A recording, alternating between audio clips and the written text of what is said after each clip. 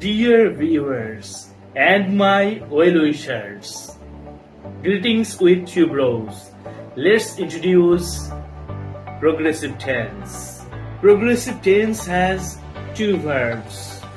It has be verb and another one is main verb with ing.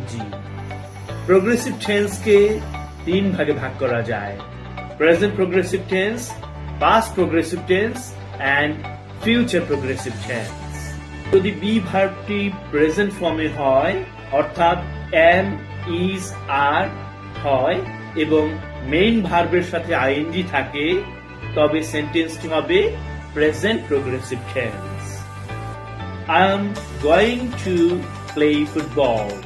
এই সেন্টেন্সে am হচ্ছে be verb এবং গোর সাথে আইএনজি যুক্ত হওয়ার কারণে হয়েছে সেন্টেন্সটি প্রেজেন্ট প্রোগ্রেসিভ টেন্স।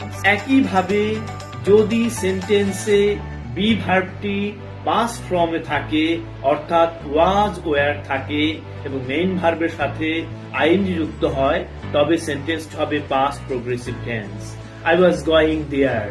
এই সেন্টেন্স ওয়াজ হচ্ছে বি ভার্বের পাস্ট ফর্ম এবং গোর সাথে আইএনজি যুক্ত হওয়ায় এই সেন্টেন্সটি পাস্ট প্রোগ্রেসিভ টেন্স।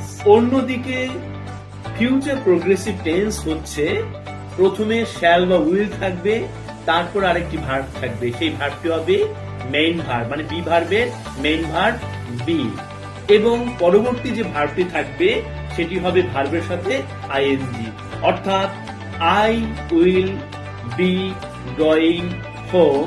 এই সেন্টেন্সটি উইল হচ্ছে মোডালস এবং উইল মোডালস এর কারণে পরবর্তী ভার্বটি হবে মেইন ভার্ব, বি ভার্বের মেইন ভার্ব হচ্ছে বি এবং সর্বশেষ ভার্ব হচ্ছে গোর সাথে আইন যুক্ত হওয়ায় এই সেন্টেন্সটি হচ্ছে ফিউচার প্রোগ্রেসিভ টেন্স।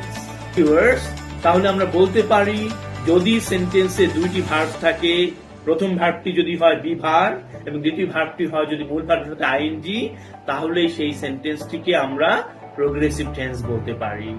আশা করি আপনাদের আমার এই ছোট্ট ভিডিওটি খুবই ভালো লেগেছে এবং আপনারা আমার সঙ্গে থাকবেন।